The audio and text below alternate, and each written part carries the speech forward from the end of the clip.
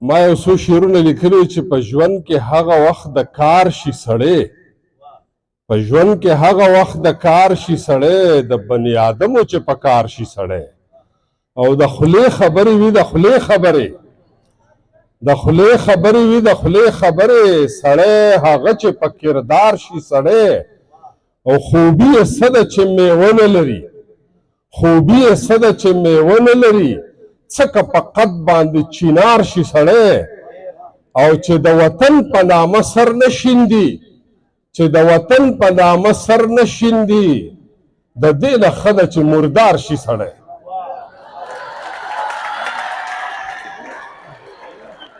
دا سړی چې دی دا بابا چې ناست دی، د دې سړي دپاره دا شعرونه مو ووې، دا صاحبزاده صاحب دپاره دا زمونږ یوه ډېره لویه اثاثه ده زمونږ د صوبې، چې هغې د ادب دپاره، د علم دپاره، د خپلو خلکو دپاره، د خپل کلتور دپاره تل کار کړی دی او لګیا دی د خپل قام او وطن نوم روښانه کوي. مهتاب خورشید میموریل ټرسټ تاسو ګورئ که نه، د دې په برکت دا دی مونږ په سوونو خلک راټول شوي دلته ناست یو. د دې په شا چې کله ماته عتیق الرحمن یوسفزي صاحب ووې، عتیق صاحب د کلچر ډېره اوږده تجربه لري او په انتظام کې هم ډېر تکړه سړی دی، چې هغه ماته ووې نو ما ورته وویل چې دا څوک دي د دې په شا؟ نو ماته وویل چې صاحبزاده صاحب د غني خان کلام په انګریزۍ کې ترجمه کړی دی، چې تاسو هغه وګورئ، تاسو ته به پته ولګي چې ستاسو غني دنیا مني، ستاسو غني اوس دنیا مني، ځکه چې د غني خان غږ یې ټولې دنیا ته رسولی دی. مهتاب خورشید میموریل ټرسټ یو ډېره لوی غنیمت دی. د ثوابۍ خلکو شکر وباسئ چې تاسو لا صاحبزاده صاحب انټرنیشنل سټینډرډ کور ته راوړی دی، کوڅې ته راوړی دی، او د دې ټول صدارتي مجلس کې چې دا کوم مشران ناست دي، د دې هایر سیکنډري سکول مشران او د دې ټرسټ مشران، هغې ټولو ته ډېر احترام ولرئ چې هغې تاسو له دومره خدمات راوړي او ستاسو د بچو د راتلونکي وخت دپاره کار کوي. دا زمونږ بچي چې دي دا زمونږ د راتلونکي وخت بزغلی دی، او دا بزغلی به که مونږ غلط تخم وکرو نو دا به غلط شي، او که په دې مونږ محنت وکړو، مونږ ورسره کار وکړو، مونږ پې ځان ستړی کړو، دا پلار هم کوي، دا مور هم کوي، دا استاذ هم کوي. رب زدنی علما، اے الله زما علم زیات کړي. علم د هر څه کنجي ده، خو د علم دویمه پوړۍ څه ده؟ عمل. مونږ علم زده کړو خو عمل پې نه کړو. رحمان بابا وایي علم وکړې هېڅ عمل ورباندې نه کړې، لکه طفل هسې لوبې په کتاب کړې. د ماشومانو په شان په کتاب بیا لوبې کوو. راځئ په دې وطن کې چې څومره فسادونه دي دا زمونږ د کم علمۍ په وجه دي. راځئ چې ټول په شریکه باندې په دې راتلونکو نسلونو کار وکړو. دغسې کار څنګه چې مهتاب خورشید میموریل ټرسټ کوي، او د دې بچو دا جدید نه جدید رنګ چې دی دا مونږه ټولې دنیا ته وښیو.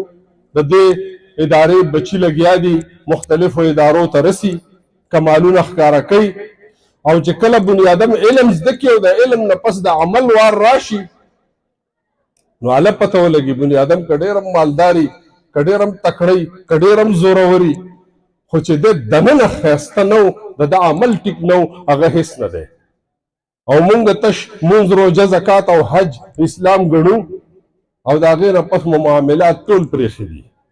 اسلام خو د امن او د مینې او د ورورولۍ مذهب دی. مونږ ځان ته مسلمانان وایو. زمونږ په دې معاشره کې چې څه کېږي دا د مسلمانانو په معاشره کې کېږي. دا په دې چې مونږ سره علم نشته، او که شته نو مونږ پې عمل نه کوو. یو اردو شاعر وایي اگر तुम हुस्न चाहो तो मेरे चेहरे पे मत जाओ, अगर तुम हुस्न चाहो तो मेरे चेहरे पे मत जाओ कि चेहरे बुझ भी जाते हैं, मेरी कामत को मत देखो कि कामत टूट जाती है, तलब है हुस्न की तो फिर मेरी गहराई में झांको, मेरे अंदर का इंसान है वो सबसे खूबसूरत है.